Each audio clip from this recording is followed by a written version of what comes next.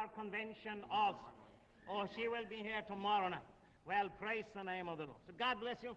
And feel at home now in our midst, and all these are your friends. Real good friends, see? Don't sit now before we pray. But you stand and be real good now. Hallelujah. And let God move. Praise the Lord. Merci, frère Joseph. C'est vraiment gentil de la part de frère Joseph et de votre part. Maintenant, courbons la tête un instant pour prier. Ô Seigneur, avec un tel sentiment et un accueil si chaleureux de la part de ton peuple dans une église, il me serait difficile de trouver les bons mots pour exprimer mes sentiments. Mais je sais que tu peux faire en sorte que chacun d'eux comprenne et sache combien je les remercie et combien je te suis reconnaissant pour mes amis de Chicago. Je te prie, Seigneur, de bénir cette convention. Fais que cette convention soit vraiment différente de celle que nous avons eue. Fais que ça se passe de la même manière, mais que ce soit plus glorieux, Seigneur. Fais qu'il y ait vraiment quelque chose qui fera en sorte que nous nous assiérons près du buisson ardent.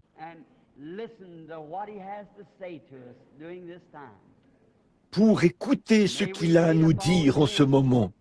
Puissions-nous nous attendre à lui, car nous savons qu'il est notre force et notre vie.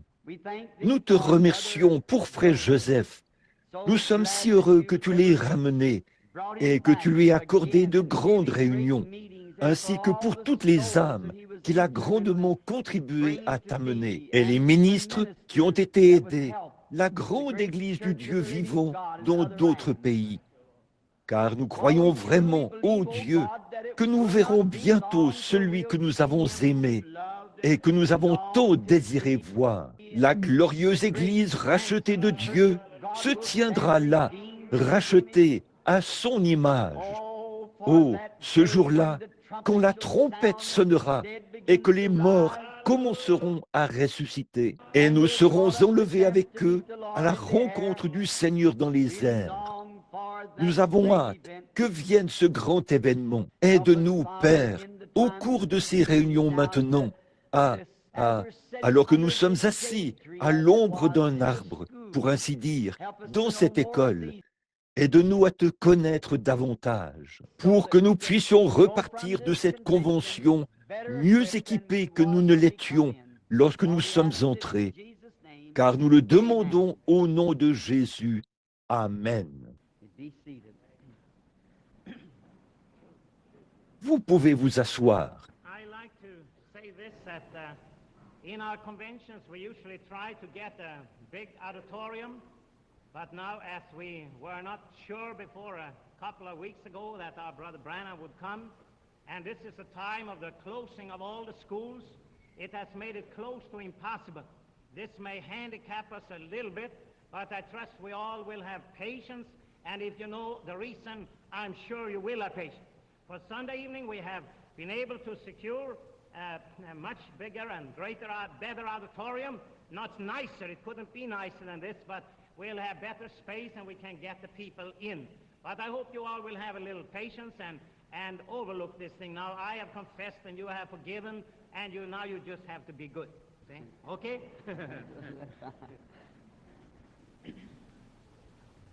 Très bien. Là, il nous est enseigné que toute chose concourt au bien de ceux qui aiment Dieu. Il est vrai que j'étais censé être dans les îles Fidji en ce moment, mais en raison de certaines difficultés, j'ai dû remettre cela plus tard. Et j'ai immédiatement appelé frère Joseph pour lui dire que je serais en mesure de venir à Chicago. Et c'est, comme d'habitude, et c'est pareil maintenant, c'est toujours un grand plaisir pour moi de venir à Chicago. Je pense que c'est le centre de la nation et sans doute l'un des grands centres du monde.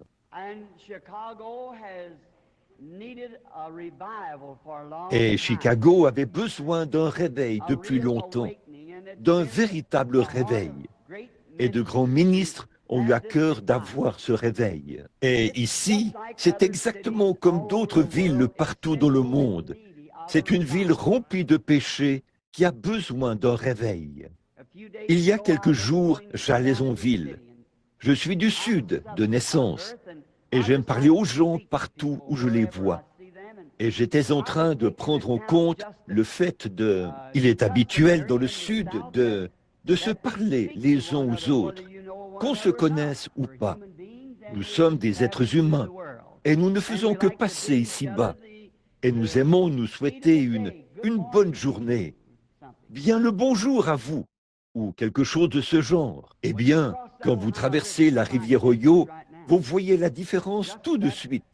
Cette rivière, à elle seule, fait une différence. J'étais en ville et ma femme m'a dit, « Pourquoi parles-tu à ces gens?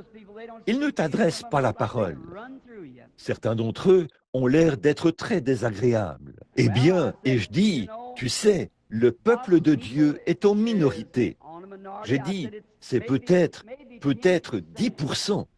Mais j'ai dit, si je parle à tout le monde, alors je suis certain que j'atteindrai ce 10% à un moment donné. Mais j'aime être amical. J'aime traiter tous ceux que je rencontre comme si je les connaissais. Je sais que parfois, ils vous regardent d'un drôle d'air. Ils s'arrêtent, regardent, en continuant de descendre la rue. Et ils se demandent ce qui se passe avec vous, comme si quelque chose n'allait pas. C'est le cas. Je suis né de nouveau, de l'Esprit de Dieu. Et ça rend une personne un peu particulière, en quelque sorte. Je suis si heureux d'avoir trouvé cela. Un soir, cette semaine, si le Seigneur le veut, je veux prêcher sur cela, ce que naître de nouveau signifie. Donc, nous sommes heureux d'être ici pour participer à cette convention. Je pense que ça fait environ 3 ou 4 années consécutives que je suis invité à parler à cette convention. La 4e année. Et je suis reconnaissant envers mes frères que voici, et envers vous tous, d'avoir été si gentils. Et maintenant, à la petite église ici, voici ce que je pense la plupart du temps. Et j'espère que si je me trompe, le Seigneur me pardonnera. Mais il me semble qu'on peut avoir de meilleures réunions dans une église. En effet, ces grandes salles et tout sont très bien pour ce qui est de faire asseoir les gens. Mais j'espère que ce n'est pas de la superstition, mais j'ai généralement l'impression qu'il y a tellement de mauvaises choses qui se font dans ces endroits. Des combats, des jeux d'argent, du whisky, et ça devient des repères de mauvais esprits. Et dans une église, le Saint-Esprit y est en quelque sorte installé. Il demeure là. Et j'aime aller là où se trouve le Saint-Esprit. Je me sens plus à l'aise, vous savez, d'être là où se trouve le Saint-Esprit. Et surtout là où se trouve l'Église, bien sûr. Ces gens amènent le Saint-Esprit avec eux. Et nous en sommes reconnaissants. Bon, je ne veux pas vous fatiguer chaque soir pour retenir longtemps. Et je sais que c'est un peu dans mes habitudes. Je suis si long qu'il me faut beaucoup de temps pour dire ce que je veux dire. Et j'aime toujours dire la vérité. Je n'ai plus à y repenser, vous savez, parce que j'aurais dit la vérité. Et donc, je n'ai pas à revenir en arrière. Quand vous dites quelque chose de faux, vous devez veiller sur tout ce que vous dites, parce qu'il se peut que vous ayez à faire machine arrière à un moment donné. Mais quand vous prenez simplement votre temps, que vous dites la vérité, alors vous n'y pensez plus, parce que c'est la vérité. Et si jamais vous devez revenir en arrière, vous savez exactement ce que vous avez dit, parce que c'est la vérité. Mon père me disait de toujours faire cela. Il disait, prends ton temps et dis la vérité, et tu n'auras jamais à faire machine arrière. Eh bien, c'est une bonne philosophie. Donc, j'essayerai de vous laisser sortir chaque soir. J'allais arriver un peu plus tôt, mais je pense que mon bon ami, frère Joseph, a appelé pour dire d'être ici à moins le quart. Et là, peut-être un peu plus tôt demain soir. Et je pense que nous devrions avoir un soir consacré à la guérison au cours de cette série de réunions. N'êtes-vous pas tous de cet avis? Remplacez la prédication par la prière pour les malades, parce qu'il y a généralement un bon nombre de malades dans ces conventions. Disons que nous consacrerons vendredi soir au service de guérison. Qu'en pensez-vous? Êtes-vous d'accord? Ce sera très bien.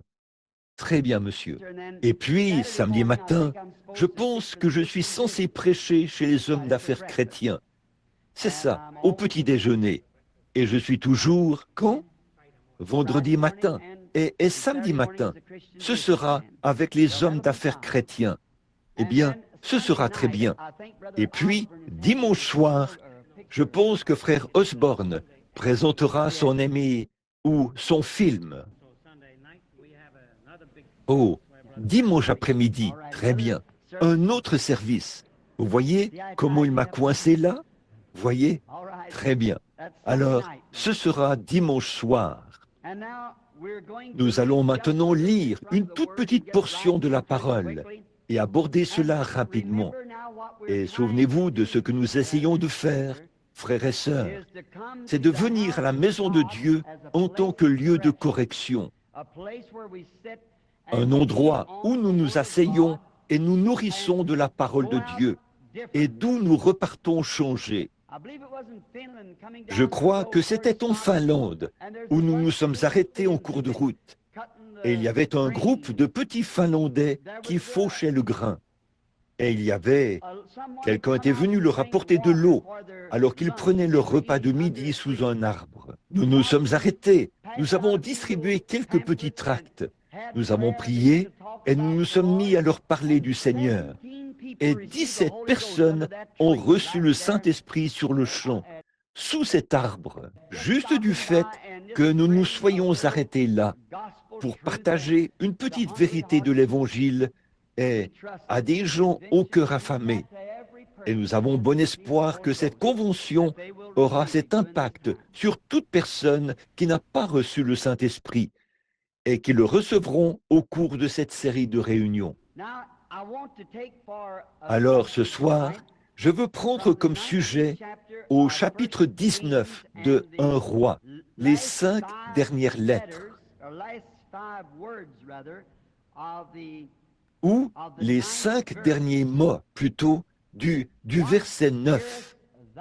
Qu'entends-tu, Élie? Et ça ne nous ferait pas de mal de lui parler de nouveau dans un mot de prière, alors que nous courbons la tête. Seigneur, fais que nos cœurs soient ouverts ce soir pour entendre la parole du Seigneur. Puisses-tu venir maintenant nous prendre et circoncire nos lèvres, nos cœurs et nos oreilles, et faire en sorte que le Saint-Esprit nous parle et fasse pénétrer en nous ce qu'il veut que nous sachions, afin que nous puissions connaître Dieu, craindre Dieu, aimer Dieu et servir Dieu avec tout ce qui est en nous. Car tu connais la fragilité de notre être et de notre constitution. Nous te prions de bien vouloir pardonner tous les péchés que nous avons commis. Fais de nous des chrétiens consacrés, au cœur honnête, afin que nous soyons tellement salés que l'incroyant aura soif d'être comme l'Église du Dieu vivant. Accorde-le, Seigneur. Parle-nous maintenant, alors que nous continuons à nous attendre à toi. C'est au nom de Jésus que nous prions. Amen. Ça avait été une journée mémorable pour le prophète, mais il était très fatigué. Il était devenu, ce jour-là, l'un des plus grands prophètes de cette époque, car il avait accompli l'un des miracles les plus remarquables qui ait été accompli. Et franchement, je ne crois pas qu'il y ait jamais eu un jour où Dieu accomplit son miracle d'une telle manière. Mais il était fatigué, il était épuisé. Et d'habitude, quand une telle chose se produit, après quelque chose de grandiose, méfiez-vous de l'ennemi. Et c'était à un moment où il avait les nerfs à fleur de peau et où il était sur le point de craquer, de toute façon, de faire une dépression nerveuse. C'est à ce moment-là que Jézabel a fait des histoires. Et ça, c'est la rue du diable. Tous les chrétiens savent cela. Tout homme ou toute femme qui a déjà vécu une grande expérience en Christ sait à quel point c'est vrai. Regardez notre Seigneur. Après son grand couronnement terrestre, quand il s'est fait baptiser et que Dieu, le Saint-Esprit, est descendu du ciel sous la forme d'une colombe et a rempli son tabernacle, il a aussitôt été emmené dans le désert pour y passer 40 jours. Et là, il a été tenté par le diable. Et je crois que c'est Paul qui, après avoir parlé du troisième ciel, a tout de suite parlé de l'écharde dans la chair. Et la femme de n'importe quel pasteur sait qu'il faut veiller sur lui le lundi, s'il a eu une grosse journée le dimanche, parce je pense que vous feriez mieux de le laisser dormir le lundi matin. Ce serait la meilleure chose pour lui, se remettre en dormant. Et c'est une bonne chose, parce que c'est ce que Dieu a amené Élie à faire, se remettre en dormant, en quelque sorte. Mais cela montre que quand Dieu fait quelque chose, Satan est toujours présent pour y faire obstacle, ou pour démolir cela, ou faire tout ce qu'il peut pour interrompre cela. Et il était épuisé, il avait les nerfs à fleur de peau, et exactement comme les gens aujourd'hui, il nous faut un jeûne. Je prêche à des gens fatigués, à des gens nerveux. Je prie pour des gens nerveux. Et le monde où nous vivons en ce moment est un monde nerveux, névrosé, troublé. Tout le monde est à bout de nerfs, comme on dit, ou pour ainsi dire. On dirait que la moindre petite chose les fâche tellement. Le peuple de Dieu est dans cet état-là. Le monde est dans cet état-là. Il nous faut tous un jeûne, un lieu de repos.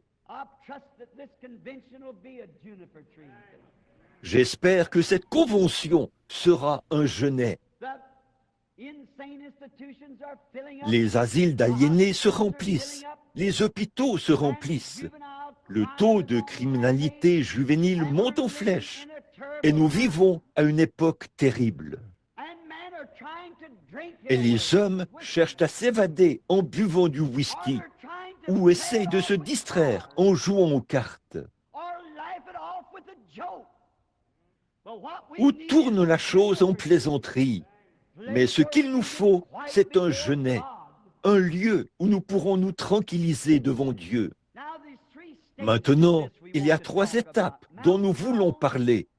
La montagne du Carmel, le jeûne et la caverne. Le prophète avait les nerfs à fleur de peau, car il venait de sortir de l'onction. Cela faisait longtemps qu'il était là-haut, et Dieu avait pris soin de lui. J'aime ça. Dieu avait pris soin de son serviteur, et l'avait nourri par des corbeaux, et en attendant que le temps vienne, il l'abreuvait à Kérit. Mais là, après que le grand miracle avait été accompli, et qu'Élie sortait de l'onction, avec les nerfs à fleur de peau, oh, combien j'éprouve de la compassion pour lui. Mon cœur a toujours saigné pour Élie quand je pensais à, sous l'onction du Saint-Esprit, pour faire venir le feu du ciel et accomplir des miracles. Et ce qui l'avait troublé plus que tout, c'était que Jézabel et son groupe avaient ignoré ces miracles. Et c'est ce qu'ils font encore aujourd'hui, quand Dieu accomplit des miracles. Ça ne change pas l'incroyant. Ils s'en moquent, c'est tout. Élie avait fait ces choses au nom du Seigneur. Et Jézabel avait même menacé de lui ôter la vie. Elle a dit que je sois comme l'un des prophètes de Baal, qu'il avait tué. Si le lendemain, à la même heure, elle ne lui avait pas fait couper la tête, tout ça ne fait qu'exciter le diable. Élie se disait que cette méchante femme changerait certainement d'avis. Mais vous savez, Dieu appelle uniquement certaines personnes. Et Jésus a dit, « Nul ne peut venir à moi si mon Père ne l'attire premièrement. » Et des fois, nous sommes dans l'étonnement. Quand nous avons prêché, prié, jeûné, pleuré, et nous voyons les résultats d'un réveil, puis de voir des villes remplies de méchanceté, tourner le dos à cela et s'en moquer, et les journaux qualifier cela de fanatisme. Ne pensez pas que ce soit étrange, parce que ça s'est produit tout au long des âges. Ils s'en vont et parlent des gens en utilisant un mot très grossier pour les qualifier, ou les traitent d'un nom quelconque qu'ils ne devraient pas utiliser. Juste quelque chose pour tourner les œuvres de Dieu en dérision. Alors, ce pourquoi je dis cela, c'est qu'il y a des hommes et des femmes qui croient Dieu et qui ont vu l'œuvre de Dieu. Et nous nous demandons pourquoi Chicago n'a pas de réveil. Voilà la réponse. Chicago n'aura jamais de réveil, ou l'Amérique n'aura jamais de réveil, tant que Dieu ne l'envoie pas. Et il a secoué cette nation par des signes, des prodiges et des miracles.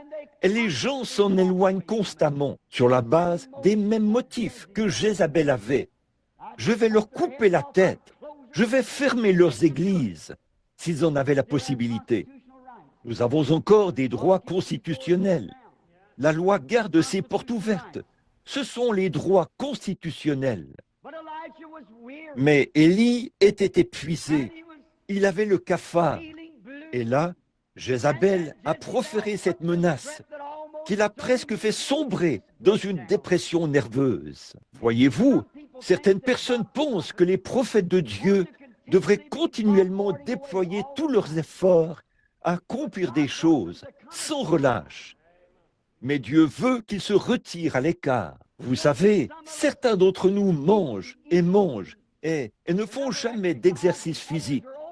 Et d'autres s'entraînent à l'excès et n'ont pas le temps de manger. Nous nous asseyons dans ces conventions et nous mangeons la parole de Dieu et la bonté de Dieu.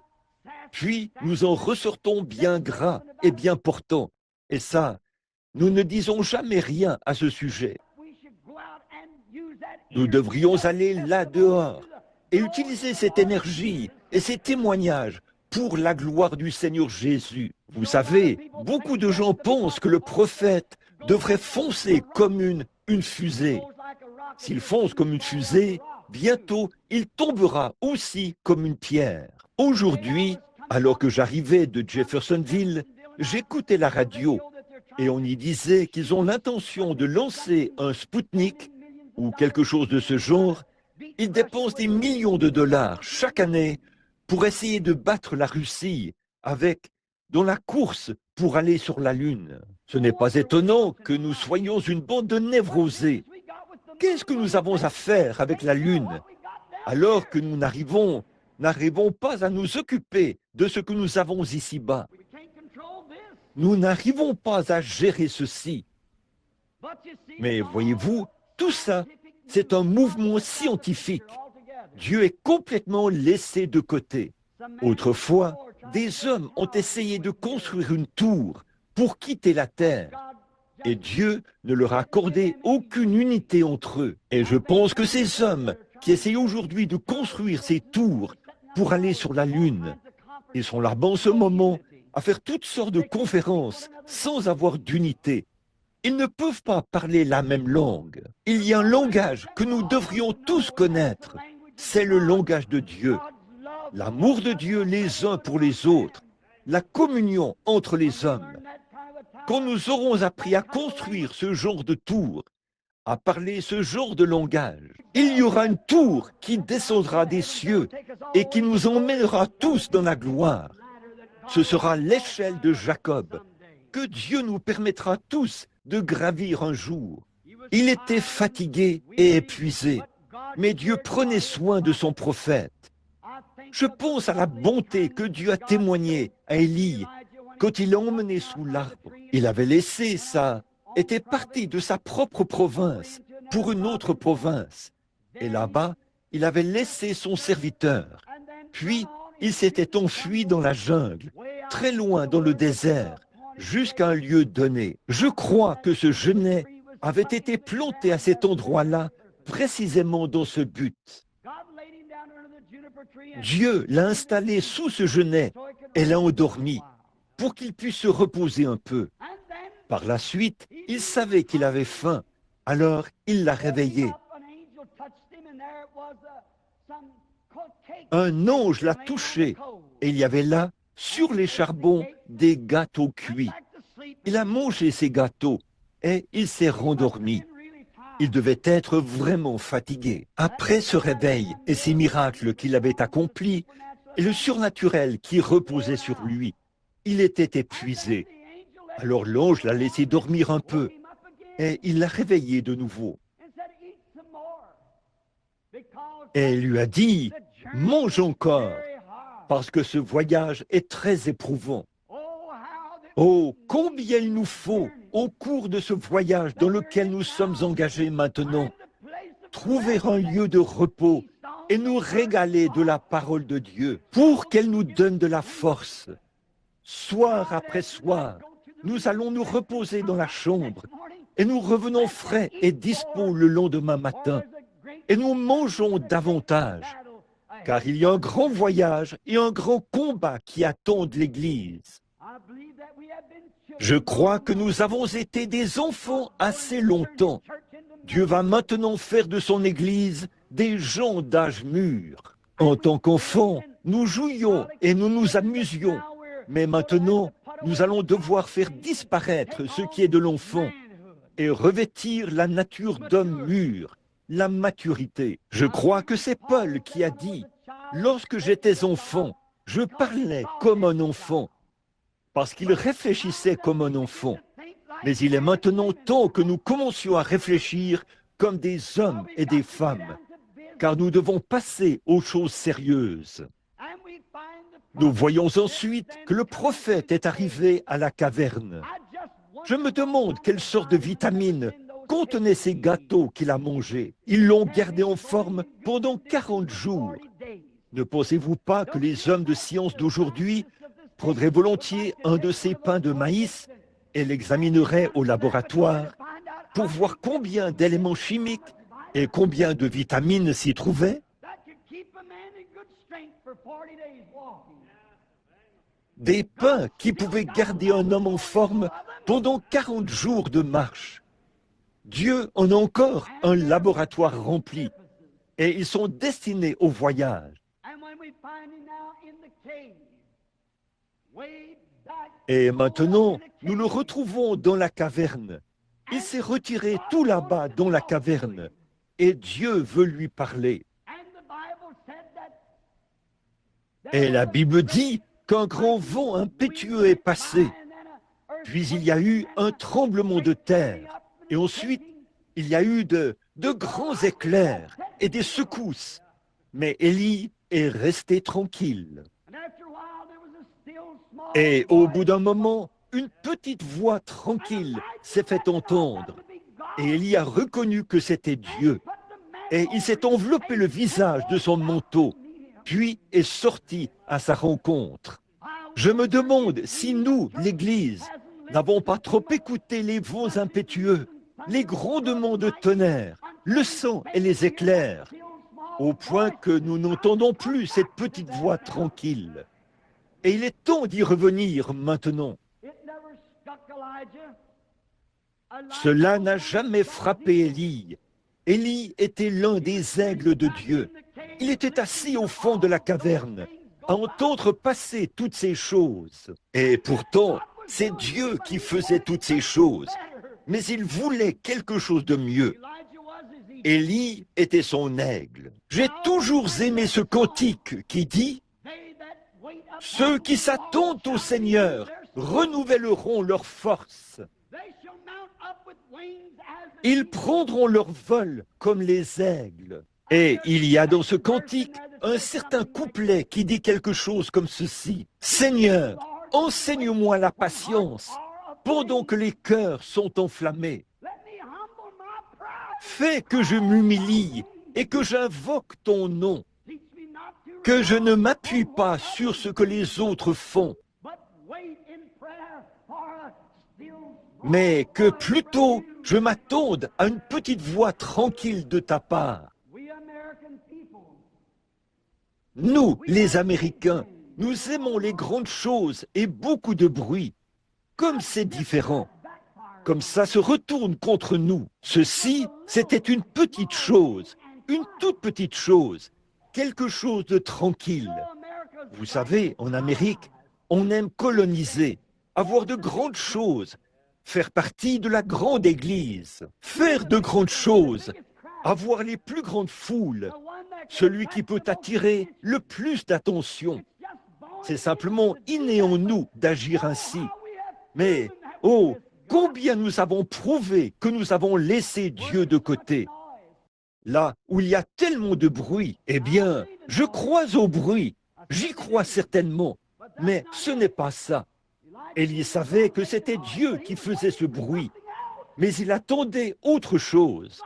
Oh Dieu, fais que j'attende. Peu m'importe qui a le plus grand réveil et qui attire la plus grande foule, ou quoi que ce soit au sujet de la plus grande église ou de la plus grande dénomination.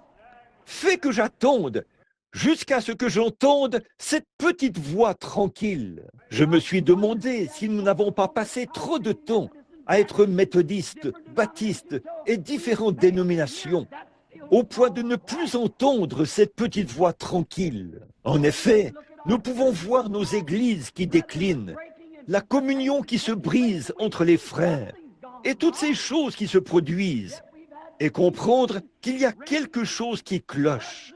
Et pourtant, nous avons eu des vents, des pluies, des déluges et tout le reste. Mais où est cette petite voix tranquille? Les gens recherchent les grandes choses, celui qui peut dresser la plus grande tente, celui qui peut construire la plus grande église. Et nous, les pentecôtistes, nous en sommes au point où, si nous allons à un service et que tout le monde ne court pas dans les allées, ne parle pas en langue et ne saute pas sur les sièges, alors nous n'avons pas eu de réunion. Nous gagnerions à rester tranquilles jusqu'à ce que nous entendions quelque chose du ciel, une petite voix tranquille. Il nous faut un enseignement apostolique, une puissance apostolique.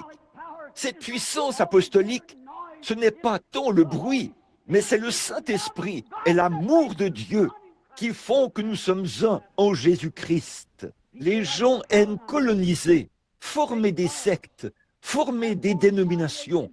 Ils les fréquentent et cachent leurs propres péchés. Je fais partie de ceci. Je fais partie de cette église-ci. C'est la plus grande église. Peu m'importe combien elle est grande. Il n'y a qu'une chose qui cache le péché. C'est le sang de Jésus-Christ. Nous entendons tellement dire aujourd'hui que Dieu est un Dieu bon. Et il l'est. Mais il est aussi un Dieu de colère. Il est un Dieu de jugement. Il est un Dieu de justice. Et sa sainteté exige la justice. Il incombe à Dieu d'être juste parce qu'il est saint. Il juge et condamne, tout comme il bénit. Mais aujourd'hui, nous pensions que parce que nous pouvions faire beaucoup de bruit, ou former une grande dénomination, ou faire quelque chose de grand et de bruyant, sortir là dans la rue, jouer dans un orchestre, ou battre du tambour, beaucoup de gens suivront cela. Parce que ça fait du bruit. Je crois que Paul y a fait allusion une fois lorsqu'il a dit « comme un airain qui résonne, une cymbale qui retentit ». Si nous avons toutes ces choses, mais que cela n'est pas empreint de l'amour de Dieu, ce n'est rien. Ne quittons pas cette convention comme si c'était des réunions pentecôtistes ordinaires. Quittons cette convention, si telle est la volonté de Dieu, avec tant d'amour et de puissance divine du Saint-Esprit dans nos vies. Que ça change tous nos motifs, que ça les façonne et que ça façonne nos vies pour qu'elles prennent la forme de Jésus-Christ. Prenez cela, mon frère et ma sœur. J'aime l'Église. Je l'aime tellement que j'ai du zèle pour elle. Les gens pensent que je combats l'Église. Ce n'est pas le cas. J'essaie seulement de diriger l'Église vers un secret qu'elle devrait connaître. Ne courons pas tant après les grandes choses, parce qu'elles échoueront. Vous savez, nous regardons les grandes choses. Nous pensons que ce sont les grandes choses qui accomplissent des choses.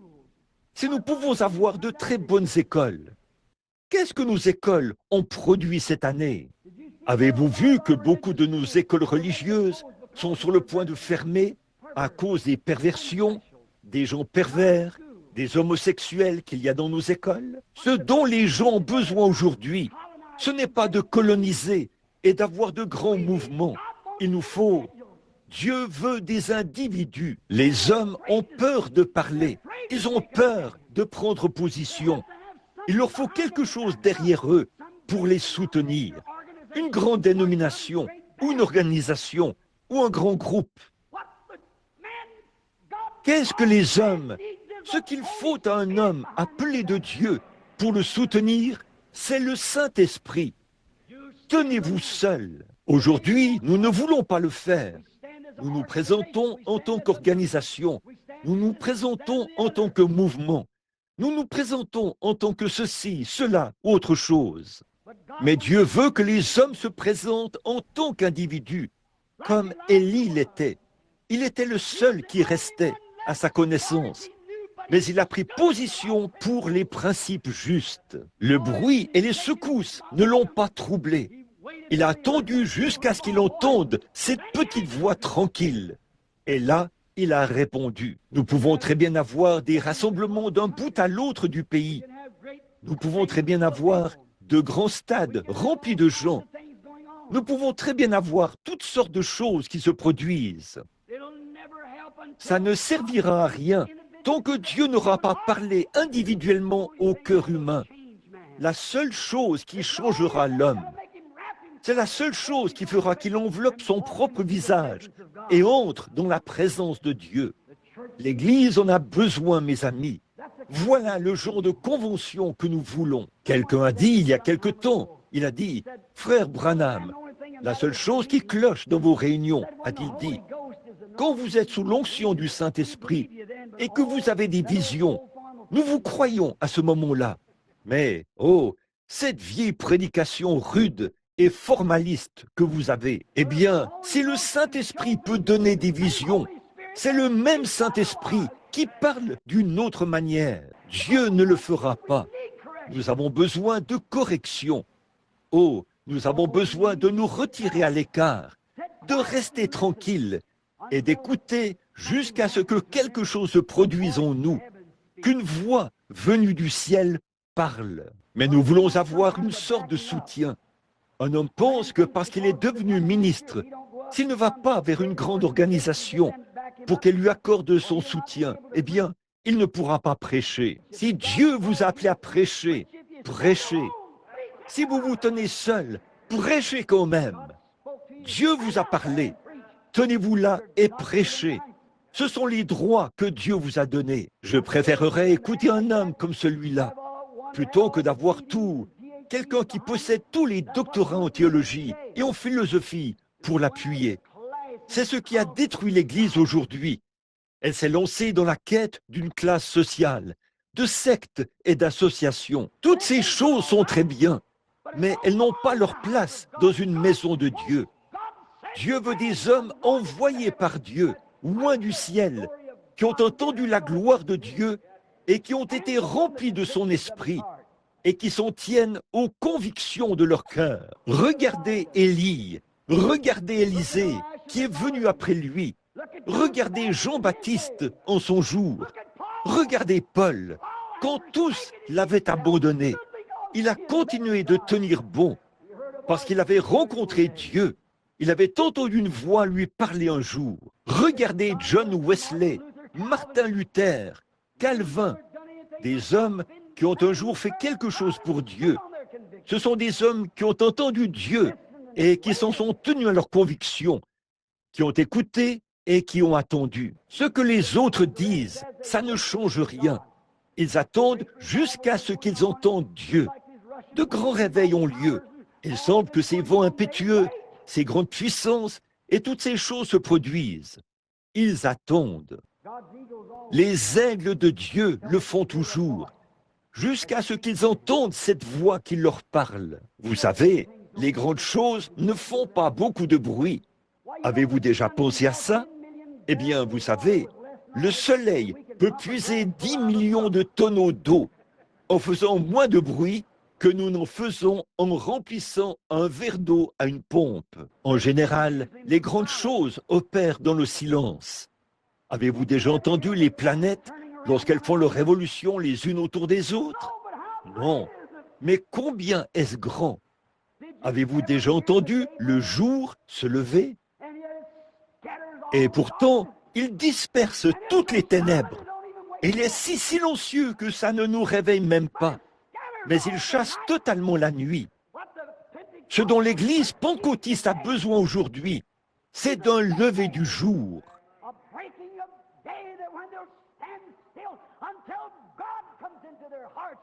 Un lever du jour où ils resteront tranquilles jusqu'à ce que Dieu entre dans leur cœur et chasse la nuit. Nous pensons que si la nuit est en train d'être chassée et qu'il y a un peu d'obscurité quelque part, nous devons mettre quelque chose en branle dans la ville. Nous n'avons pas à mettre quelque chose en branle dans la ville. Restez tranquille, a-t-il dit, et sachez que je suis Dieu. Il a dit à Moïse, il lui a donné cet ordre. Restez tranquille et regardez ce que je vais faire. Ce qu'il nous faut, frères, nous avons couru devant la charrue, devant les bœufs, devant la charrue, comme ce messager qui avait couru une fois. Il avait entendu quelque chose, il s'est mis à courir. Mais quand il est arrivé à destination, il n'avait rien à dire une fois arrivé. Je pense que c'est bien ça le problème aujourd'hui. Nous avons entendu beaucoup de choses qui se passaient, puis nous sommes sortis et nous nous sommes mis à courir. Et maintenant, nous ne savons pas pourquoi nous courons.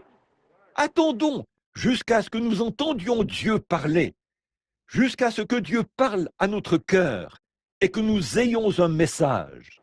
Quelque chose que cette petite voix tranquille a changé dans chaque fibre de notre être. Si ce soir, les églises, les laïcs, les ministres et les prêtres pouvaient s'attendre à Dieu quelque part dans leur caverne, jusqu'à ce que cela se produise, toutes les barrières dénominationnelles se briseraient et les hommes seraient des frères. Oui, nous sommes nerveux et tout chavirés. Ils sont quand même le peuple de Dieu, tout comme Élie faisait partie du peuple de Dieu.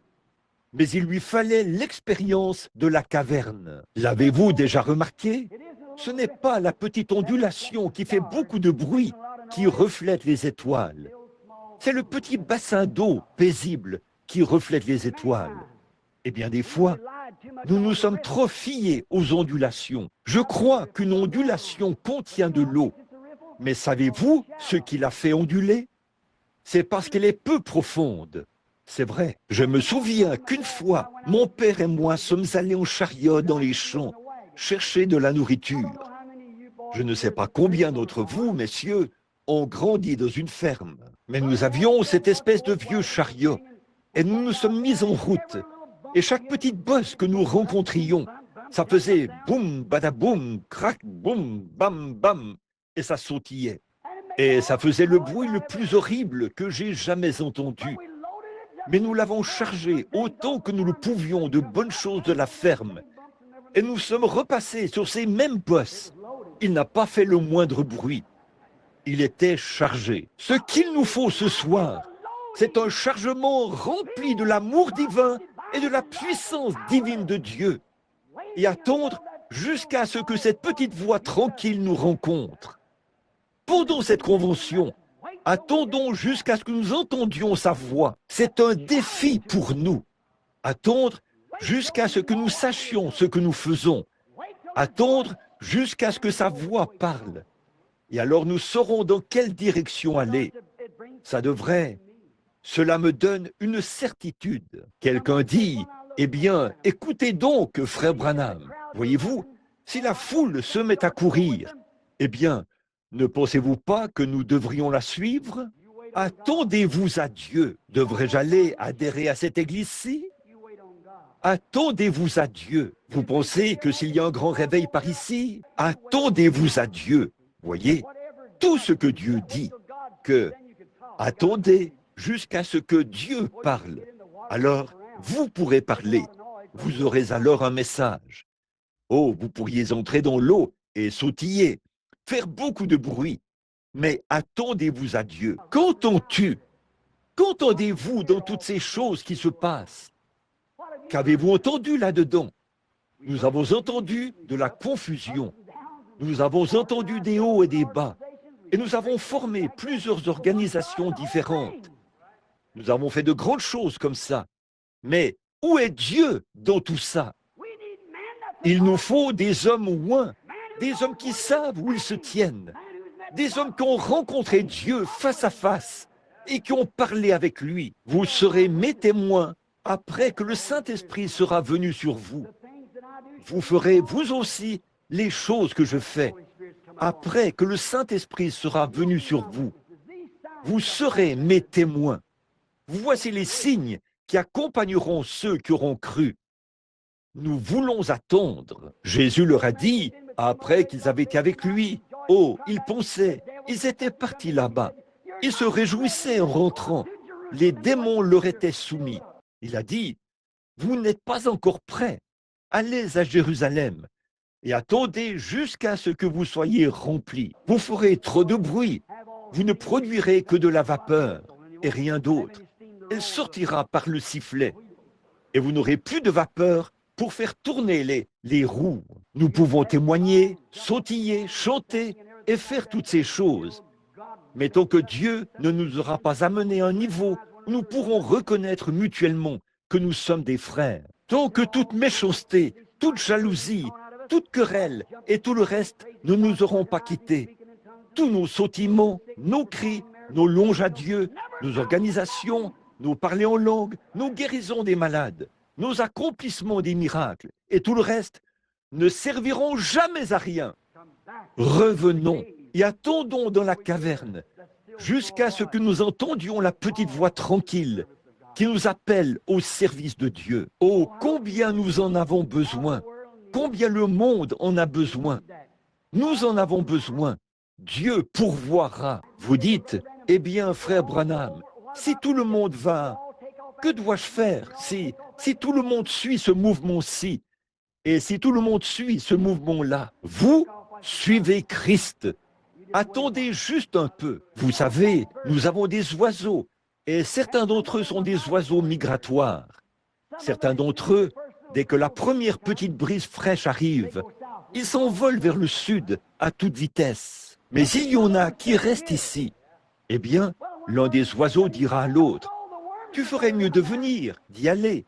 Les vers sont meilleurs là-bas. » Mais d'une manière ou d'une autre, celui qui reste ici, Dieu le nourrit tout au long de l'hiver, exactement comme il nourrit celui qui est là-bas. Dieu pourvoit toujours d'un moyen pour vous, c'est vrai. Et il est prouvé que l'oiseau qui reste à la maison est un oiseau en bien meilleure santé et plus robuste que celui qui descend dans le sud. Nous n'avons pas à nous inquiéter. Vous oubliez qu'il y a un Dieu. Nous sommes dans tous nos états et nous nous disons, oh, eh bien, si je ne peux pas faire ceci, si je peux agir comme ceci, et je ne peux pas adhérer à ceci, tenez-vous tranquille et attendez que Dieu vous parle. C'est ça qu'il faut faire. Disons, par exemple, qu'en serait-il si un lapin, qu'en serait-il s'il devait sauter depuis les Northwoods jusqu'en Floride pour pouvoir vivre? Voyons, jamais il n'y arriverait en faisant de petits bonds comme ça. Eh bien, qu'en serait-il si quelqu'un disait, un instant mon gars, on va t'en montrer l'aspect scientifique. Si tu restes ici, il y aura 9 mètres de neige. Tu vas rester sous toute cette neige et étouffé. Vous savez, le lapin survit à l'endroit où il vit. Et Dieu lui fait une paire de raquettes à neige en octobre. Et le lapin saute sur la neige, tout simplement. Dieu lui fournit sa nourriture là, sur la neige. En effet, quelque chose lui dit, reste là et attends. Il n'a pas encore de raquettes, mais Dieu pourvoira des raquettes. s'il veut bien attendre. Le lièvre d'Amérique danse là, au-dessus du sol, mangeant les tendres bourgeons qui poussent dans le haut des arbres. Et il reste chez lui, certainement. Qu'en serait-il du petit cerf? Il faudrait que le petit cerf traverse Chicago en courant et qu'il embarque sur l'Outer Drive et descende en Floride aussi vite qu'il le peut. Eh bien, il serait en danger. Dieu savait cela. Et il a fait en sorte qu'il soit heureux tel qu'il est. Il lui a donné 2 petits sabots pointus, dont il se sert pour creuser dans cette neige, à une profondeur de 9 mètres. Et il mange toute la mousse qui se trouve sur le sol et grossit autant qu'il le peut pendant l'hiver. Voyez, Dieu prend soin de lui. Qu'en serait-il du pauvre vieil ours, maladroit comme il est? Et si quelqu'un lui disait, mon gars, qu'en serait-il si Dieu faisait pousser des raquettes à neige sous tes pattes? Qu'en ferais-tu? Voyons, tu es tellement lourd que tu t'enfoncerais de toute façon. Il ne se tracasse pas. Il y a quelque chose qui lui dit d'attendre. Quand l'hiver viendra, Dieu s'occupera de la situation. Il n'a pas besoin de se mettre à sautiller, à se mettre dans tous ses états et à dire « Oh là là, les oiseaux vont tous vers le sud, je ferais mieux d'essayer. » Eh bien, il se tuerait, ou quelqu'un le tuerait pendant le voyage. C'est ce que les églises essayent de faire. Elles essayent d'imiter, de se moquer, d'adhérer à quelque chose, de courir après ceci, cela, autre chose. Attendez-vous au Seigneur, il pourvoira à vos besoins. Qu'entendez-vous? Pouvez-vous entendre la voix? L'ours, il entend la voix de Dieu. Des raquettes ne poussent pas sous ses pattes. Mais qu'est-ce qu'il fait? Il s'en va simplement là, s'allonge et passe tout l'hiver à dormir. Que les autres courent ça et là, si ça les chante. Il fait tout simplement une bonne sieste hivernale. Pourquoi? Dieu pourvoit d'un moyen pour lui et il écoute. La nature parle. La maman ours se reproduit en octobre. Elle va se coucher. Elle ne se réveille plus jusqu'à la mi-mai. Les petits oursons naissent en février. Qu'en serait-il si la maman ours disait « Un instant, là, mes petits oursons vont naître et il se passera 3 mois avant que je les voie. » À la naissance, les petits oursons sont comme de petits rats. Ils sont tout petits, sans poils, comme un petit rat tout jeune. Eh bien, comment ces petits trouveront-ils une place? Et comment s'occupera-t-on d'eux? Elle ne s'inquiète pas à ce sujet. Elle sait que quelque chose lui dit que Dieu s'en occupera. Lorsque ces petits rats naissent en février, par ce temps très froid là-bas, sous cet amoncellement de neige, quelque chose fait en sorte que le petit se lève, marche autour de sa mère, va directement à la mamelle, se met à téter, puis s'allonge là et boit pendant 3 mois. Et quand maman se réveille, elle dit « Bonjour les enfants !» Elle fait une petite promenade et continue son chemin. Elle ne s'agite pas au sujet d'aller vers le sud. Elle ne s'agite pas au sujet de devoir avoir un médecin pour s'occuper de tous ses enfants et tout, à leur naissance. Elle ne fait que dormir sans souci. Amen. Si seulement l'Église pouvait avoir le sens que l'ours possède de s'attendre à Dieu. Le général Byrd, lorsqu'il préparait son expédition au pôle Sud, il s'est dit que ses compagnons, les amis qui l'accompagnaient, auraient besoin de lait frais. Il emmènerait donc avec lui un petit troupeau de bêtes qui produisait beaucoup de lait pour qu'il puisse avoir du lait dans ces régions glaciales, là-bas en Antarctique.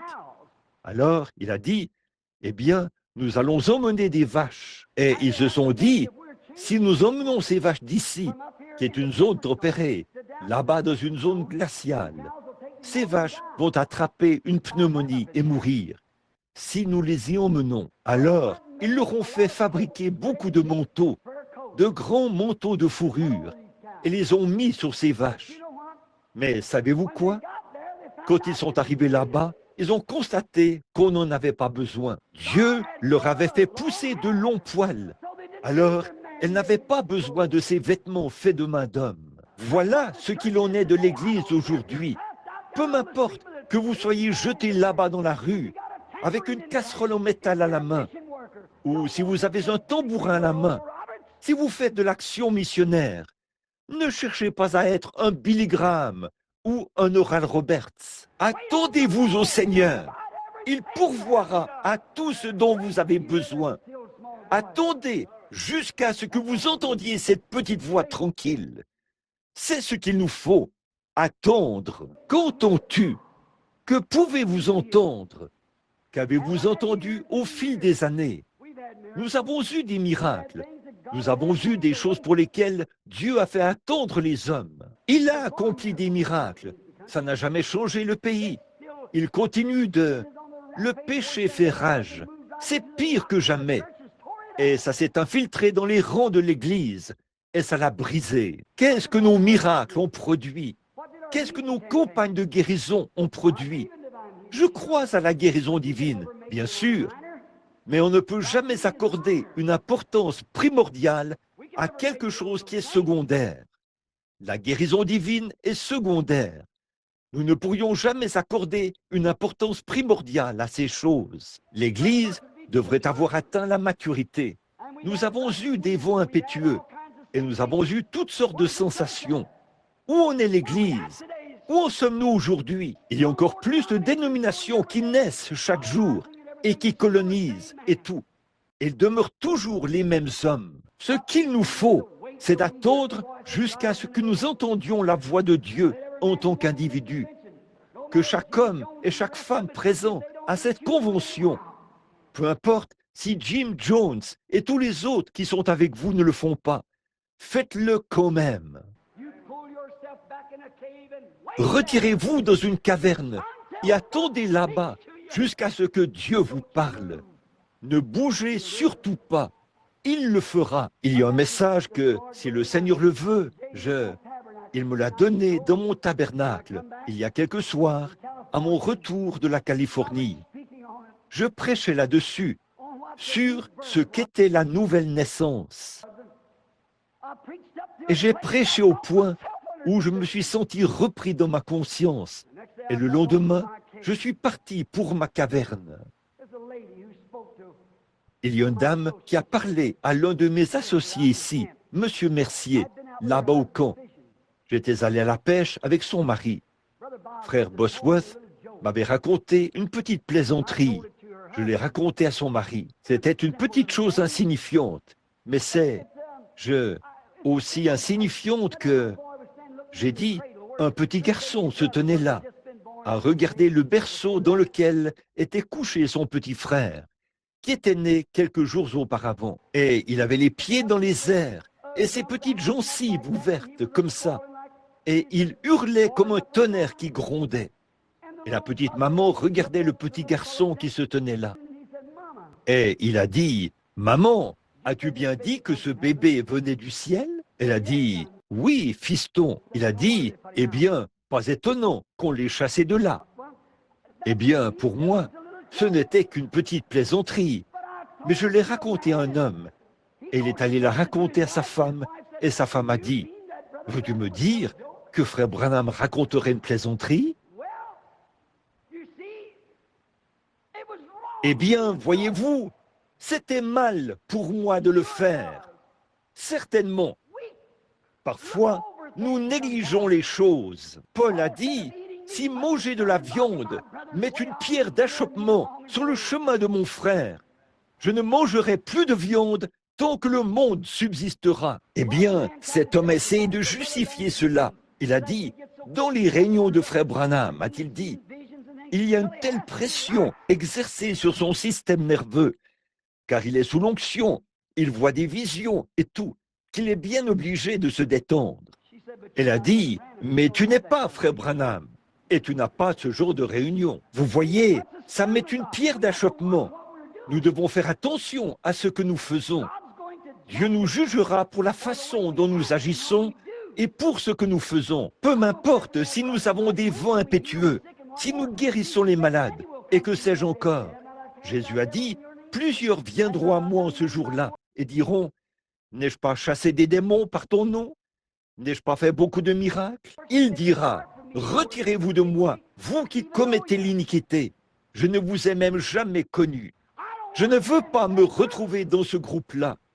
Si j'ai un désir dans mon cœur, c'est d'être trouvé honnête quand je comparaîtrai devant Dieu. Cela m'a culpabilisé. Alors, pendant que je prêchais, j'avais fait l'objet d'une enquête fiscale au sujet de mon Église et de mes compagnes. M'a mis dans une situation très difficile. Et pendant près de 6 mois, il m'avait fallu presque déterrer l'acte de naissance de ma grand-mère pour le gouvernement et dire que ces contrebandiers et ces trafiquants d'alcool et tout sentir, ainsi que les joueurs et l'industrie de la cigarette. Et vous qui fumez la cigarette, n'avez-vous pas honte? Avez-vous vu, je crois, dans le Reader's Digest? Il se peut que je surestime ou que je sous-estime les chiffres, mais je pense qu'on y disait que 133 000 personnes mouraient cette année pour avoir fumé la cigarette. Et 90% d'entre eux sont des soi-disant gens d'église. Qu'est-ce qu'il y a? Nous sommes tombés quelque part. Je descendais la rue dimanche et il y avait un prédicateur qui était là à prier sur en contrebas de chez moi, ils ont organisé une petite ligue. Ils disent que c'est pour permettre aux garçons d'avoir une ligue de baseball. Il y avait là un prédicateur qui était en train de bénir le terrain. Quand j'avais 17 ans, j'étais un gars assez actif. Je jouais comme arrêt-court et je jouais pour l'église méthodiste dans la ligue de l'église. Et tout jeune homme qui jouait au baseball le dimanche ne pouvait pas jouer avec les églises. Et voici maintenant ces mêmes prédicateurs qui bénissent le terrain. Mais enfin, qu'est-ce qui s'est passé? Nos vents impétueux nous ont-ils menés quelque part? Nos grondements de tonnerre, nos éclairs, notre sang et tout le reste nous ont-ils menés quelque part? Tout cela nous a-t-il rendus plus doux et plus humbles devant Dieu? Il nous faut revenir dans la présence de Dieu. C'est tout à fait vrai. Nous prenons tellement les choses à la légère et nous nous reposons sur les sensations et tout. Revenons à Dieu. Cela me culpabilisait, là, derrière la chair. Je vais confesser la chose ici même, parce que cela m'a déjà été pardonné. Je mangeais mon dîner et le téléphone a sonné. C'était sur la ligne privée, car nous avons un service de réponse téléphonique. Et le téléphone a sonné, et je me suis demandé si c'était peut-être quelqu'un qui me connaissait. Ma femme a décroché, elle a couvert le combiné de sa main et a dit « Encore ces gens du gouvernement !» Oh, en tout cas, j'ai eu l'impression que ma tête allait exploser. J'étais tellement nerveux et bouleversé. J'avais été obligé d'aller dénicher ceci et dénicher cela, et je m'agitais dans tous les sens comme ça. Il fallait que je mette l'Église à contribution et que je demande aux diacres de faire ceci et aux administrateurs de faire ceci. J'étais tellement épuisé. Vous savez ce que j'ai fait? J'ai dit, dis-leur que je ne suis pas là en ce moment. Et je suis sorti de la maison en vitesse. Je suis allé derrière la maison. Quand je suis rentré, ma femme m'a regardé. Et c'est une femme merveilleuse. Elle a dit, Billy, est-ce que c'était tout à fait la vérité?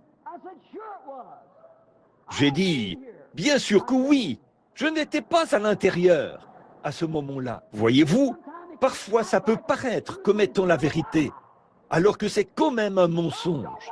Dieu ne veut pas que nous mentions, ou que nous disions de petits mensonges pieux, ou que nous employions des moyens détournés. Tout doit être clair, net et limpide. Cela me condamnait. J'y ai pensé tout l'après-midi. Je me suis mis à prier pour quelqu'un et je n'arrivais pas à prier pour lui. Écoutez un instant, si notre cœur ne nous condamne pas, mais s'il y a quelque chose dans votre vie qui vous condamne, vous feriez mieux de redresser cette chose. Peu m'importe ce que vous ne pouvez tout simplement pas fonctionner correctement. Le Saint-Esprit ne peut pas traiter avec vous. Quand vous avez en vous des préjugés, de l'égoïsme et toutes ces choses, le Saint-Esprit ne peut jamais vous bénir. Vous aurez peut-être des émotions intellectuelles, de l'emballement. Permettez-moi de vous expliquer quelque chose. Par exemple, quand une femme se marie, Si elle craint de ne pas avoir d'enfant, elle n'en aura pas, non. Mais qu'elle adopte un bébé, alors elle en aura un. Eh bien, les livres affirment que c'est ce qui arrive 9 fois sur 10. Pourquoi? Cela produit les bonnes émotions dans son corps. Eh bien, voyez, si... Demandez à votre médecin si ce n'est pas vrai. Pourquoi? Cela produit la bonne attitude en elle. Job a dit, les choses que je craignais le plus me sont arrivées. Vous voyez, vous devez être au-dessus de tout, là où il n'y a aucune condamnation, ni rien contre vous. Vous devez vivre comme de vrais chrétiens, vivre dans la présence de Dieu, chaque jour, à chaque heure, à chaque instant. Ne rien dire, ne rien faire, n'allez nulle part. Que tout ce que vous faites, toutes vos actions soient semblables à Christ. Dieu nous demande de nous abstenir totalement de tout ce qui est du monde. Une séparation. Le monde veut des gens qui se mêlent aux autres, qui iront se baigner à la plage, ou faire une partie de cartes au sous-sol, jouer au loto dans l'église. Je vais vous dire une chose, Dieu veut des gens qui sépareront les hommes et les femmes du péché. Écoutez, cela m'a culpabilisé. Je vais vous montrer quelque chose. Disons par exemple qu'à cette heure-ci, il est 22 heures moins le quart à ma montre. Qu'en serait-il si Joseph, ici présent, bon, je sais qu'il ne le ferait pas, mais disons que dans une semaine, il était, eh bien, il n'était pas chrétien et il voulait défendre un de ses amis. Et dans cette optique, il affirmait qu'il était à Philadelphie à cette heure-là, mardi soir, le 8 ou le 10, ou quelle que soit la date d'aujourd'hui, le 9 juin, à 22 heures moins le quart, il était à Philadelphie parce qu'il devait défendre cet ami. Très bien, on le croit sur parole. Il dit, je le jure solennellement. Vous voyez, il peut dire cela intellectuellement, mais tout au fond de son âme, il sait que c'est faux. Alors, on le fait venir au tribunal et on lui dit, Monsieur Bosé, jurez-vous solennellement que vous étiez à Philadelphie, à tel et tel endroit, le mardi soir 9 juin 1959? Je jure solennellement que j'étais ici avec mon ami, juste ici, à tel et tel endroit. On dit, allez chercher le détecteur de mensonges, attachez-le autour de ses poignets. On lui dit, Monsieur Bosé, voulez-vous lever la main et déclarer cela sous serment? Il se dit, eh bien, il faut que je fasse en sorte que tout ait l'air vrai. Il peut très bien avoir l'air très serein. Oui, monsieur, mes très précieux amis, je jure solennellement, ici, que j'étais à tel endroit, ici, à Philadelphie, ce soir-là. Le détecteur de mensonges dit, il ment. Pourquoi? Intellectuellement, il essaie de faire en sorte que ça ait l'air vrai. Il parle comme il faut. Mais son cœur dit non. C'est son âme. C'est là que Dieu vit. L'homme n'a pas été fait pour mentir. L'homme a été fait pour dire la vérité. Et si vous allez là et que vous avez des préjugés et que vous êtes égoïste, comment pouvez-vous vous attendre à ce que Dieu exauce les prières? Oh, vous pouvez parler en langue, sauter sur les sièges, pousser des cris, battre du tambourin, tout en parlant contre votre prochain là-bas. Ne vous attendez pas à ce que Dieu exauce vos prières. Oh oui, c'est vrai. Alors, quand j'ai commencé à prier pour un bébé malade, je suis allé lui imposer les mains. Le Saint-Esprit a dit, qu'en est-il de... Tu n'étais pas dans la maison. Vous voyez, s'il y a une vibration, s'il y a quelque chose par l'imposition des mains, si vous n'êtes pas en règle avec Dieu et que quelque chose vous condamne, vous savez tout simplement dans votre cœur que Dieu ne vous répondra pas. Là, c'est la vérité, mes frères. Eh bien, ça me culpabilisait tellement que je n'en pouvais plus. J'ai simplement fermé la porte et je suis allé à ma caverne. Vous savez tous que j'ai une caverne. Et je suis resté là, dans cette caverne. J'ai prié, j'ai pleuré. J'ai dit, oh Dieu, il y a des malades qui viennent. Je suis désolé d'avoir dit cela. Non seulement j'ai menti, mais j'ai fait mentir ma femme. Elle a dit que je n'étais pas là. Elle n'aurait jamais dit cela pour rien au monde. si je ne lui avais pas dit de le faire. Et j'étais dans tous mes états. Nous n'avons pas à nous mettre dans tous nos états au sujet de quoi que ce soit. Dieu est avec nous. Qui peut être contre nous? Vous n'avez rien à cacher, rien qui soit louche. Tenez-vous là et dites la vérité. Et si vous savez que vous devriez naître de nouveau, être rempli du Saint-Esprit, vivre une expérience comme celle qu'ils ont vécue le jour de la Pentecôte, et que vous laissez un créneau d'église vous cacher derrière quelque chose que vous savez être la vérité, ne vous attendez jamais à ce que Dieu exauce votre prière. Il ne le fera pas. C'est vrai, mon Église ne parle pas, et mon Église ne... Peu m'importe ce que votre Église croit, c'est ce que Dieu a dit. Vous savez qu'il faut que vous naissiez de nouveau, et qu'il faut que vous soyez semblable à Christ. Et si vous n'avez pas encore vécu cette expérience, que toute la condamnation du monde et toutes ces choses ne vous ont pas quitté, allez vite dans la caverne ou sous le genêt. Entrez dans la caverne à toute vitesse et écoutez. Voyez ce que vous pourrez y entendre. Vous entendrez quelque chose qui sera plus qu'un vent impétueux. Vous entendrez quelque chose qui sera plus qu'une sensation, qu'une guérison divine, du sang, du feu, de la fumée. Tout ce qu'ils ont, toutes ces choses qui ont cours, une grande église, une adhésion à ceci, un appel à adhérer à une forme de culte ou à quelque chose, une grande organisation. Vous entendrez une voix qui vous parlera. Vous entendrez Dieu descendre dans votre âme. Il vous fera faire une confession complète et vous allez réparer cela. Je veux vous dire ce qui s'est passé pour conclure. Je n'ai jamais dit ce qui s'est passé. Je ne veux pas le dire. Je ne le dirai pas parce que Satan ne peut pas s'en emparer tant que c'est dans mon cœur. Dieu vit là-dedans. Mais si je le dis, il va l'entendre. Il bloquera toutes mes voies. Voilà ce qui a toujours été mon problème. J'aime tellement les gens que je dis toujours tout et je laisse cela se répondre, mais cette fois-ci, je garde cela pour moi. Eh bien, il n'en sait rien. Quand ça va se produire, tout de suite, vous le verrez. J'étais là-bas en train de prier et j'ai dit, « Oh Dieu, je ne suis même pas digne d'être ton serviteur. Moi, me tenir là en compagnie d'un homme que j'aime et lui raconter une plaisanterie qui mettrait une pierre d'achoppement sur son chemin. Et pourtant, je suis contre les plaisanteries. Ces petites choses, je me suis dit, je ne faisais que me détendre. Nous étions en train de pécher et j'ai dit, tu sais ce que frère Bosworth m'a dit? Et je lui ai raconté cette petite plaisanterie. Vous voyez, cela a eu des conséquences. Pourquoi? Dieu était en train de me préparer à ce moment-là, à faire sortir ces choses de moi. Il le faut. Si vous devez aller prier pour les malades et poser vos mains sur, il y a un détecteur de mensonges. Il détectera et vous fera dire la vérité, puisqu'il indiquera que vous mentez si vous mentez. Alors, à quoi cela vous sert-il de poser les mains sur les malades et demander leur guérison? Vous devez être honnêtes, mes amis.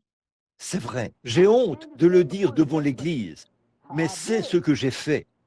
Et quand Dieu m'a pardonné, et j'étais là, à l'intérieur, depuis un petit moment, à pleurer. J'étais entré dans cette vieille caverne. Tous mes meubles sont là. Ce n'est pas moi qui les ai mis là. J'ai simplement découvert la caverne. Les agents fédéraux ne pourraient jamais me trouver là.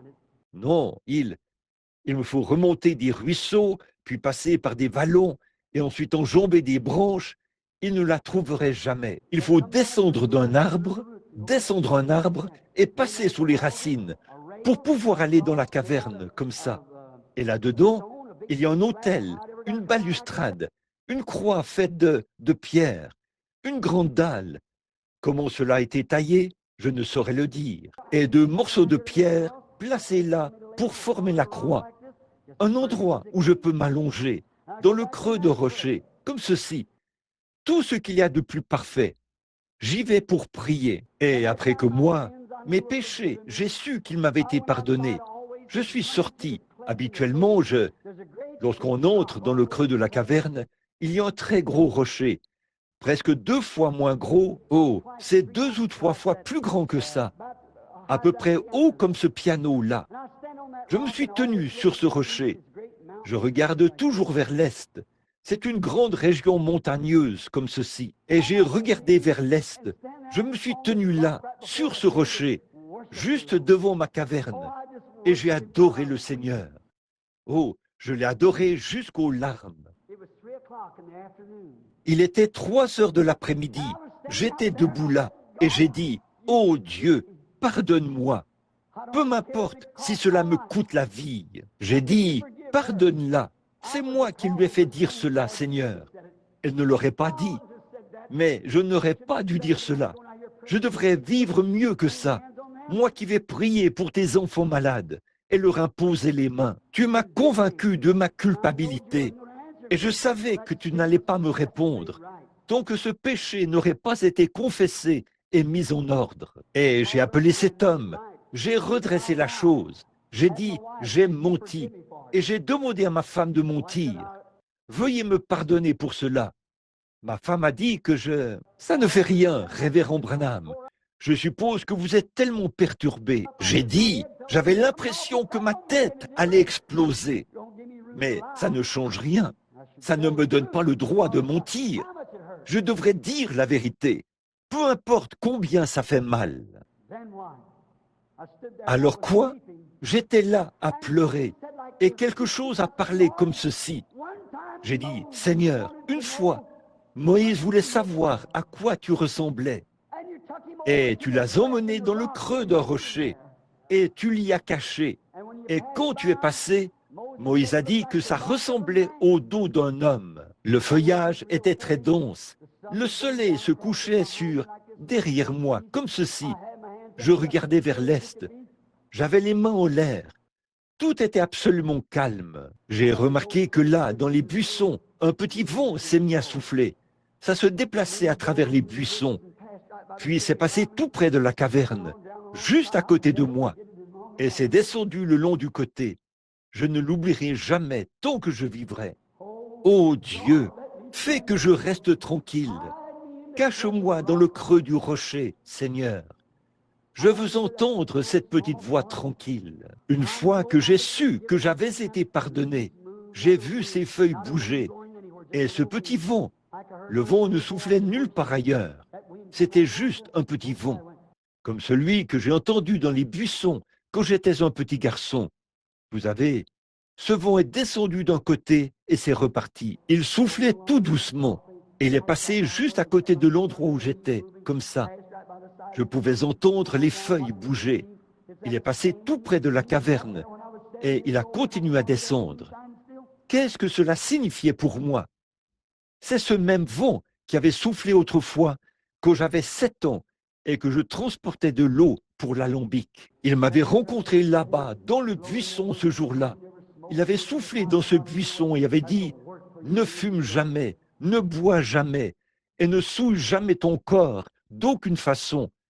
Tu auras une œuvre à accomplir quand tu seras plus âgé. » Frère, qu'entendez-vous dans tout ceci?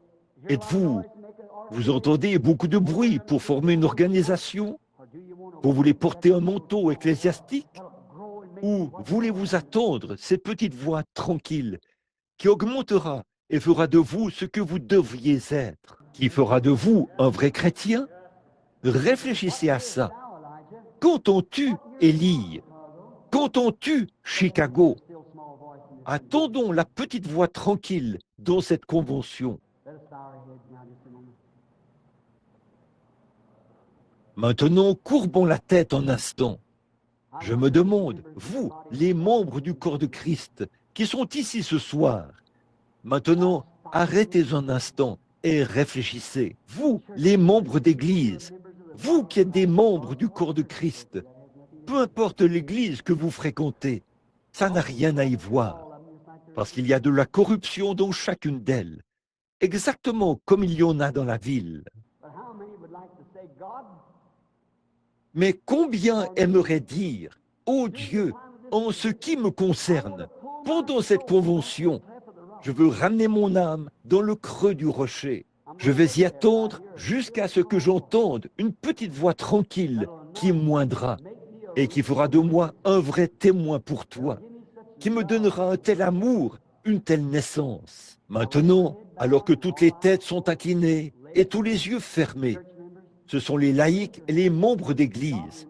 Voudriez-vous lever la main, dire « Ô Dieu, souviens-toi de moi, mets-moi dans le creux, parle-moi par une petite voix tranquille. J'ai entendu les vents impétueux, j'ai entendu les tonnerres, les éclairs, mais je veux entendre une petite voix tranquille qui moindra et m'enverra à mon poste de devoir en étant une personne différente. Que Dieu vous bénisse. 90% de cet auditoire a les mains levées. Prions. Ô Seigneur, les voici. Pardonne-moi, Seigneur. Je ne voulais pas le dire comme ça. Nous voici, Seigneur.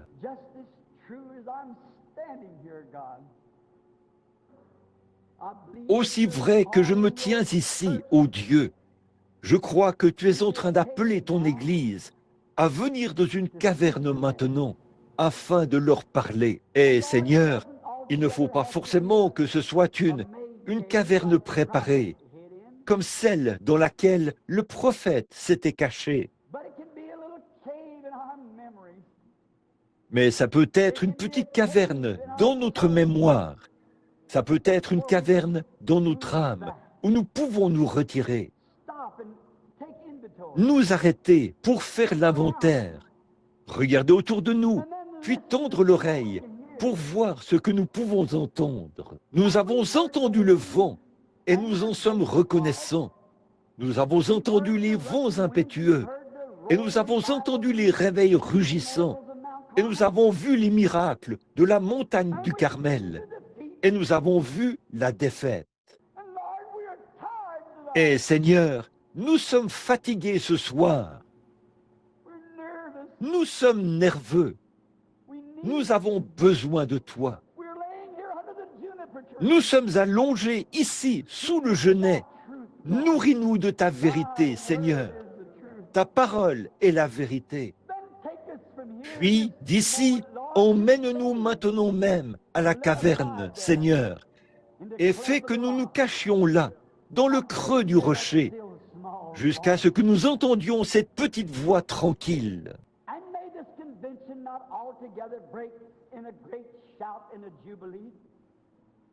Fais que cette convention ne soit pas exclusivement un grand jubilé, où on pousse des cris, mais fais qu'elle soit une expérience, qu'elle amène des sanglots, de la repentance et un esprit de réveil qui éclatera dans le cœur des hommes et qui les ravivera.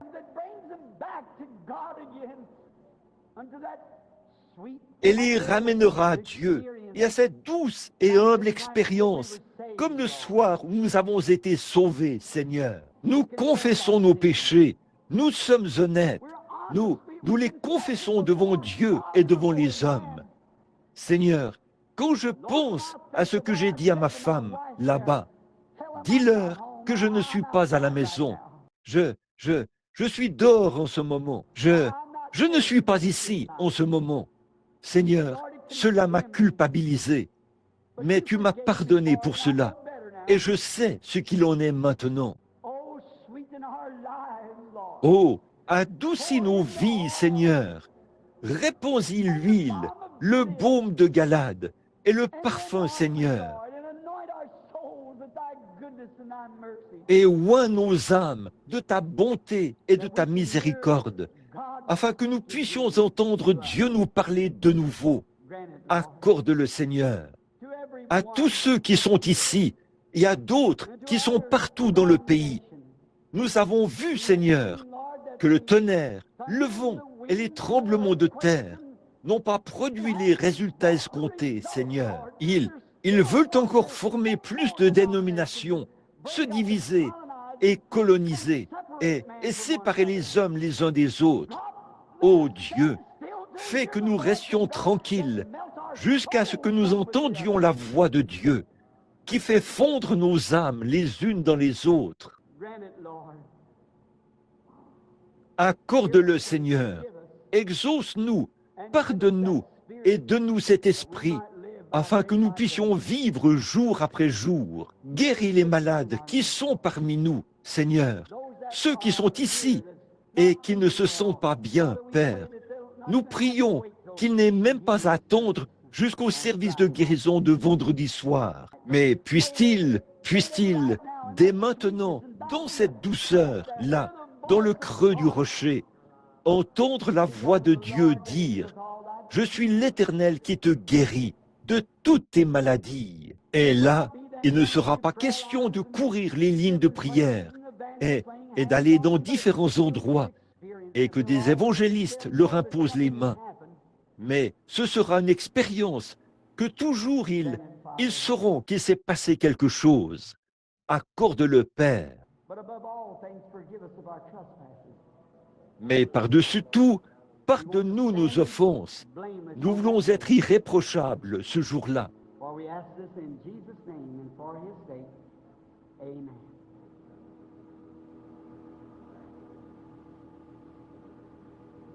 Car nous le demandons au nom de Jésus et à cause de lui. Amen. Pourriez-vous me jouer ce cantique? Être comme Jésus. Est-ce que vous, être comme Jésus, sur terre je languis d'être comme lui. Le connaissez-vous? Est-ce que c'est comme ça que vous voulez être? Certainement. Combien connaissent ce cantique? Chantons, très bien. Chantons-le maintenant, sous forme d'adoration. Être comme Jésus, c'est là mon désir. Je veux son esprit. C'est quelque chose que Vous ne pouvez pas nettoyer vos taches, pas plus qu'un léopard ne peut faire disparaître ses taches à force de les lécher. Vous ne le pouvez pas. Adorons-le simplement et disons-lui d'ôter de nous toute conscience du péché, toute incrédulité, et d'établir en nous ce quelque chose qui nous fait savoir où nous en sommes. Il n'y a pas de péché en nous. Dieu exauce les prières et nous savons que c'est la vérité. Mais si notre cœur nous condamne, alors Dieu ne nous écoutera pas. S'il y a en nous de la condamnation, ôte cela, ô Dieu. Chantons maintenant, si vous pouvez m'aider. Donnez-nous la note, sœur. Vous ne le connaissez pas? Très bien. Je vais alors vous en donner un que nous pourrons chanter, un bon vieux cantique quelconque. Je sens que l'Esprit veut que nous l'adorions en chantant en ce moment. Est-ce que vous ressentez la même chose? J'aimerais vraiment chanter quelque chose au Seigneur Jésus, quelque chose qui puisse le faire. Vous savez, c'est le fait de chanter. Vous savez, le prophète a dit, il était tout bouleversé. Élisée l'était. Et il a dit, si je n'avais égard à Josaphat, je ne te regarderais même pas. Mais quoi qu'il en soit, amenez-moi un joueur de harpe. Et il s'est mis à chanter et à jouer de l'instrument.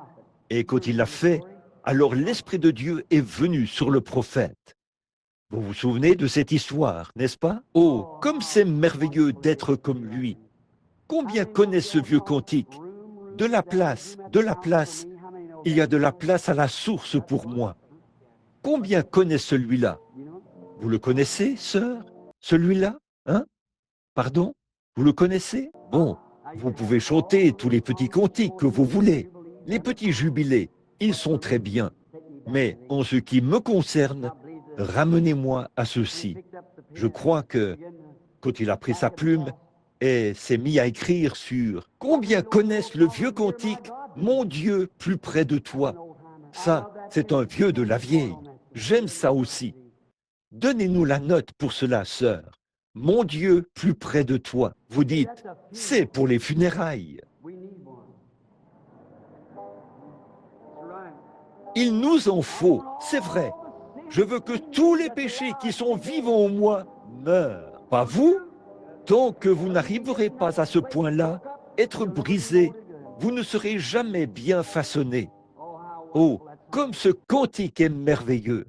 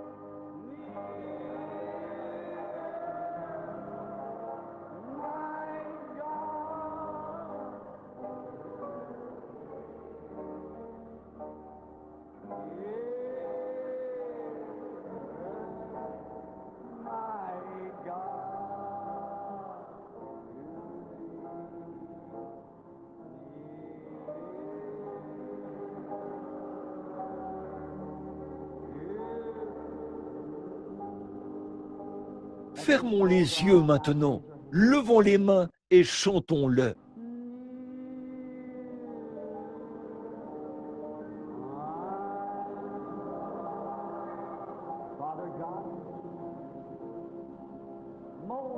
Dieu notre Père, façonne nos cœurs pour qu'ils soient différents, Seigneur. S'il y a un péché parmi nous, Seigneur, ôte-le du milieu de nous. Peu nous importe le niveau auquel nous devions nous placer, Seigneur. S'il faut que l'on nous traite de quelque façon que ce soit, ou que nous soyons méprisés et rejetés, permets simplement que nous soyons près de toi, Seigneur.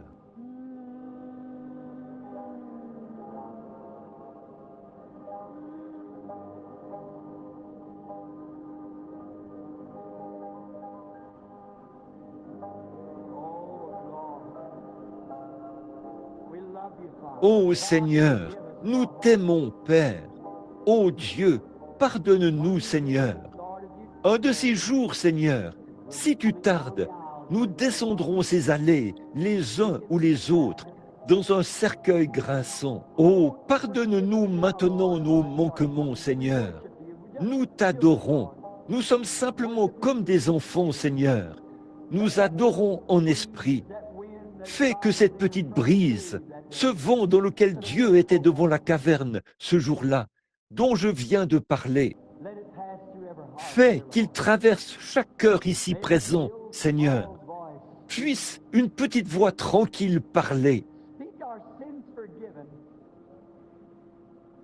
As we wait, Lord, upon thee.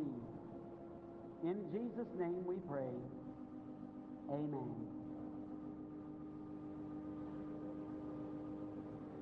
Et prononcer le pardon de nos péchés, alors que nous nous attendons à toi, Seigneur. C'est au nom de Jésus que nous prions. Amen. I don't know your opinion. Je ne connais pas votre opinion. Chaque personne a son opinion. Mais pour moi, c'est à ce moment-ci que Christ vient. Ce sentiment doux et humble. Pour moi, c'est la petite voix tranquille qui parle beaucoup plus fort que le vent impétueux. En toute honnêteté, dans votre cœur, croyez-vous que c'est vrai? Certainement. Maintenant, quelqu'un est assis près de vous. Serrez-lui la main maintenant et chantons-le encore. Serrez simplement la main à quelqu'un près de vous pendant que nous chantons « Mon Dieu, plus près de toi ». Serrez simplement la main à quelqu'un. Je sais qu'il y a des gens de toutes sortes d'églises assis ici en ce moment. Chantons-le encore.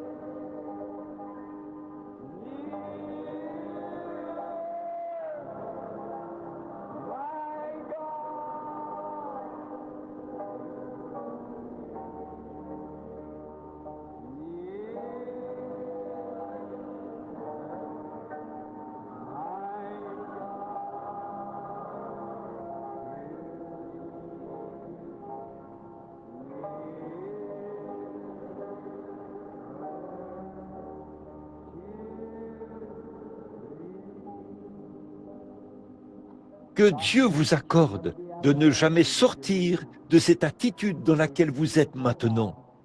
Demeurez doux devant Dieu. Attendez sa voix, cette petite voix tendre et douce qui parle. Il effacera toute votre culpabilité et toute votre honte. Le sang de Jésus. Maintenant, que Dieu vous bénisse. Y a-t-il autre chose que tu voudrais dire après Joseph? Très bien. Maintenant, que Dieu vous bénisse. À demain.